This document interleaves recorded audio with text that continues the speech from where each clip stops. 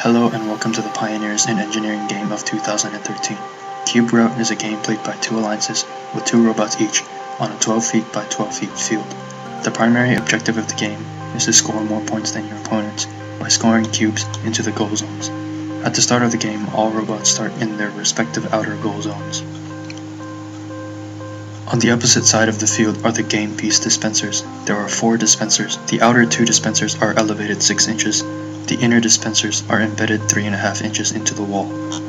In the middle of the field, there are 2 wall segments that create a choke point with a 5-foot opening in the middle. The game is composed of a 30-second autonomous period, followed by a 2-minute teleoperated period. During the autonomous game period, the robots must pass 3 checkpoints as indicated by the red line, the speed bump, and a subsequent red line as shown. Passing all 3 checkpoints earns your team 6 points. Passing 2 checkpoints earns 3 points. Passing only the first checkpoint earns no points, and failing to pass the first checkpoint results in -5 points. After the autonomous period, the 2-minute teleoperated period begins, where robots are controlled by human drivers. The game consists of 2 primary scoring elements, cubes and multiplier cubes. Regular cubes and multiplier cubes are visually identical. However, for instructional purposes, the darker cubes in this video will represent multiplier cubes. During actual gameplay, all primary game pieces have RFID tags embedded inside so that robots can scan the cubes and distinguish between regular and multiplier.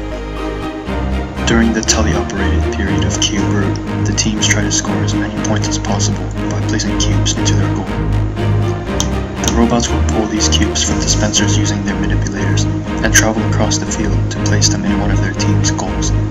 Players will want to use an RFID scanner to determine the cube type in order to maximize points. Each regular cube gives an alliance 1 point. Each multiplier cube multiplies the current total number of points in the goal. The multiplier cube itself is worth no point. In this example, 2 regular cubes are scored, followed by a multiplier cube, followed by 1 more regular cube. Thus the total number of points scored in this case is 5. In another example, a multiplier cube is scored first, followed by 2 regular cubes. Since there were no regular cubes scored before the multiplier cube, it multiplies nothing. Thus, the total number of points scored in this case is 2.